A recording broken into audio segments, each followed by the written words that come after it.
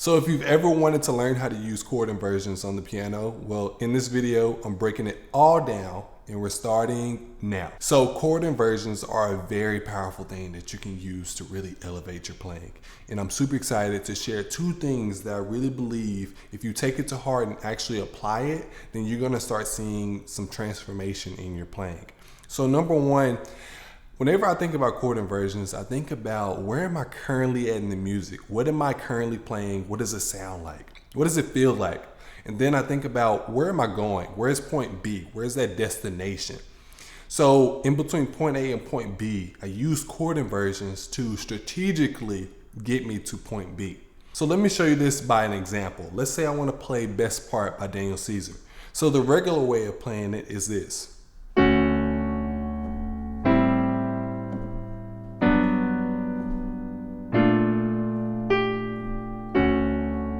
So those are the chords. So let's say I want to change it up. Let's say I want that first chord to be this. So it's the same chord in the right hand, same chord, but the only thing that I did was I just inverted the chord. I took this G flat and I moved it to down. So we have that. So that's the first chord. Now, in the regular song, the second chord is this.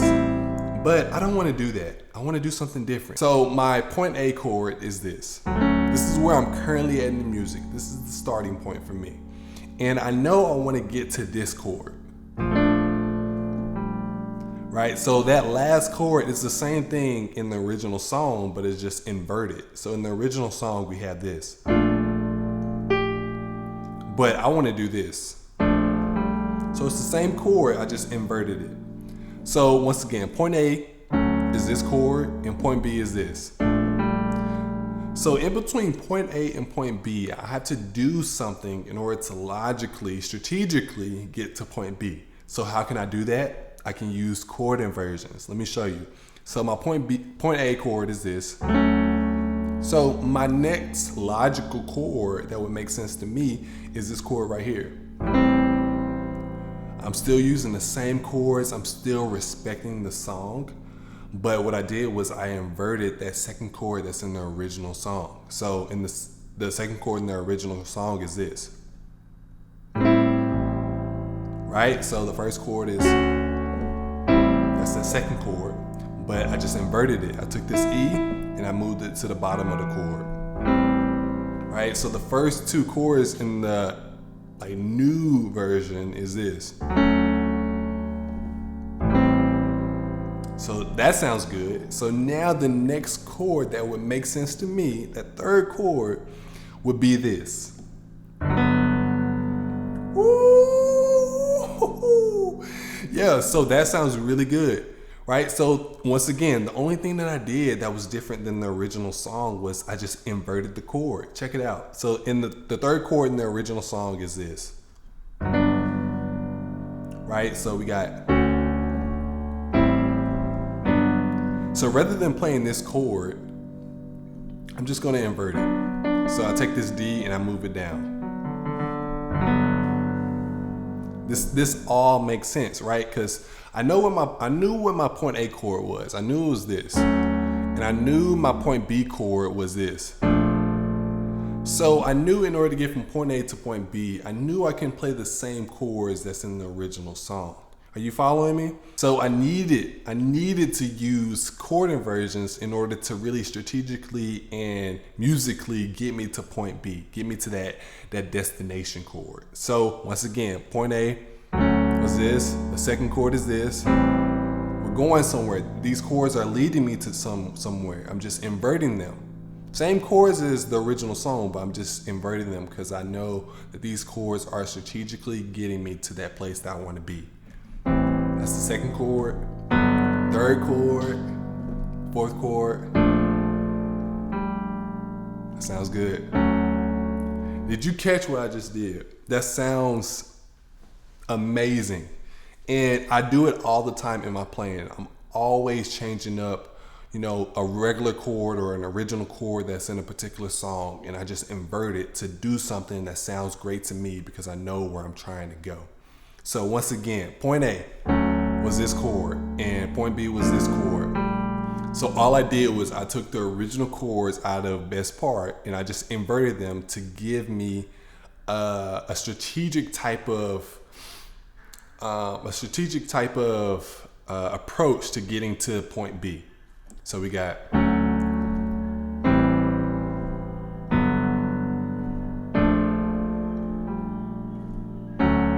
So that's number one. Think about where you're currently at in the music. What does it sound like? What does it feel like?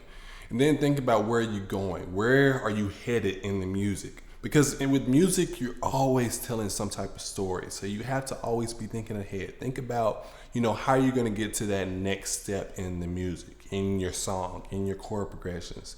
So that's number one. Think about where you're currently at and think about where you're going.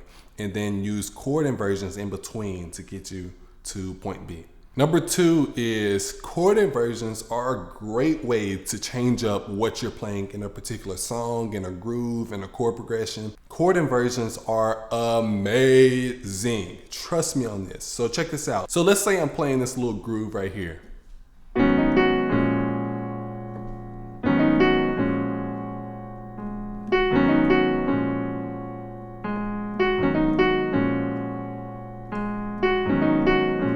I got a little band or a drummer backing me up and I'm just, just grooving on that.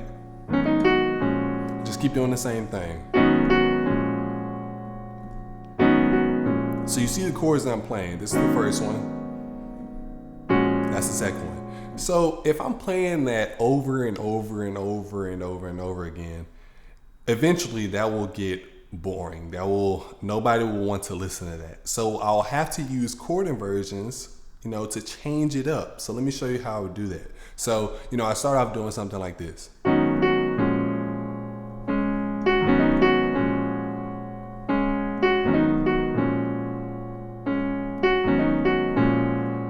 So here are some chord inversions.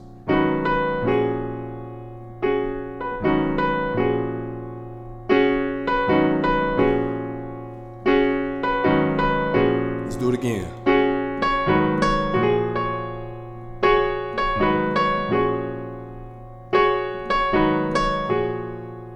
I'm playing the same chords, I'm just inverting them.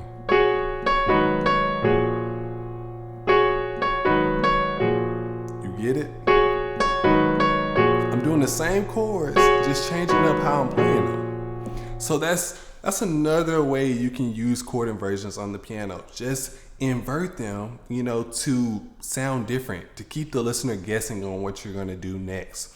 One of my piano teachers used to tell me that you never want to sound the same. You never want to do the same thing over and over again because that will, that doesn't really show your versatility as a musician. So I would highly encourage you to begin using chord inversions as you're playing the piano, and as you're playing songs, grooves, just to change up what you're playing. It's a really simple and straightforward strategy that you can use because once again, like you're already playing a chord that like you played the chord before, but rather than playing the same chord over and over and over again, you can just invert them to sound a little different, give it a different type of texture. So now you have two things that you can use regarding chord inversions. You know that chord inversions will allow you to get from point A to point B in a very strategic and methodical type of way. And you also know that chord inversions can allow you to not sound the same. So have at it, have fun with chord inversions. I really believe chord inversions can really take you to that next level if you're looking for ways to spice up your playing, ways to sound versatile. So until next time, I will see you in the next video. Peace.